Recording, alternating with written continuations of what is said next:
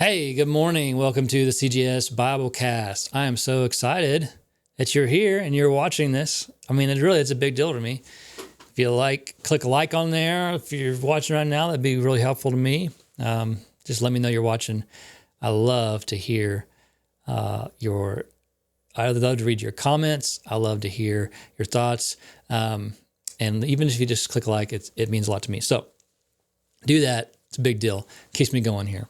We'll be in Leviticus chapter 26. Going to skip around just a little bit because we kind of get the point of it. I'm not without reading 12 verses in a row. But God is obviously calling them to obedience. He wants them to receive their blessing, and obedience is key to that often in the word we find here. So, verse 3, if you follow, this is the Lord's words, if you follow my decrees and are careful to obey my commands, I will, and it goes, I will. Get a summary here. I will walk among you. He's going to be a part of whatever we got going on. He's going to be a part of it. I will be your God, and you will be my people. Don't you just love being someone's people? I think it's worthwhile and wonderful.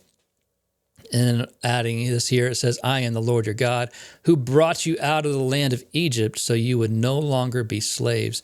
I broke the yoke of slavery from your necks so you can walk with your heads held high. We actually learn quite a bit here about the nature of the Lord. He wants the best for us, but he also wants obedience. Man, if we would just be obedient, he's like, you will be my people.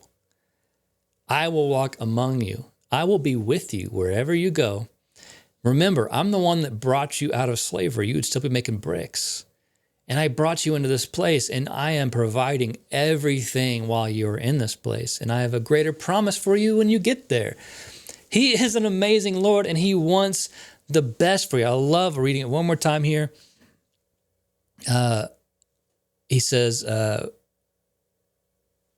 will be my people. And then I broke this so you can walk with your heads held high. Whew. He wants us to walk with our heads held high. Now, we may not think of it often, but every area of our lives is impacted by our obedience or our disobedience to God. Actions have consequences, and some of the most severe come with deciding to do things our way instead of God's way. We are called to obedience. We need to be obedient. And God wants to bless us, to walk with us, to be our God. It's simply a matter of laying everything at his feet. Even if we're already living in the consequences of our sin, all we have to do is turn and find him there waiting. We don't have to waste another day. You just turn to God, obey his command, and receive his blessings. Honor him and live in his light. So think about that today.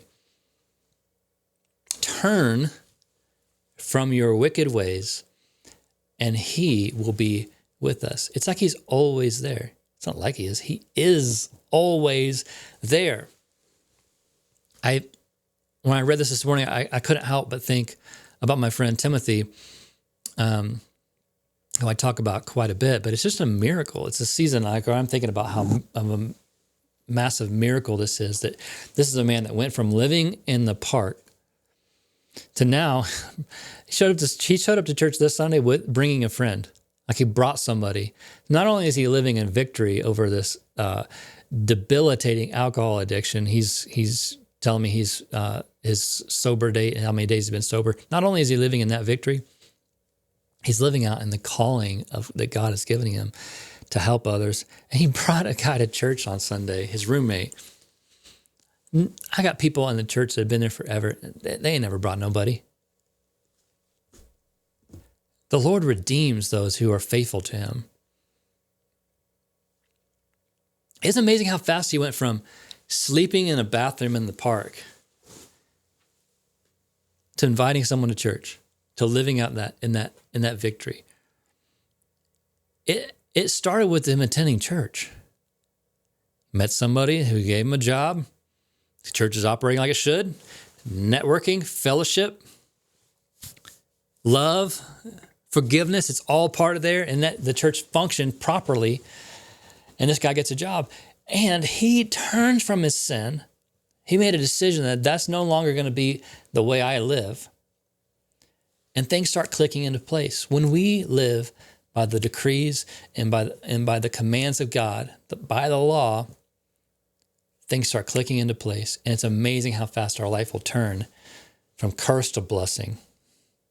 It's amazing today. So what will you choose today? Will you submit to his guidance and discover the blessing he has for you? Or are you going to keep doing things your way?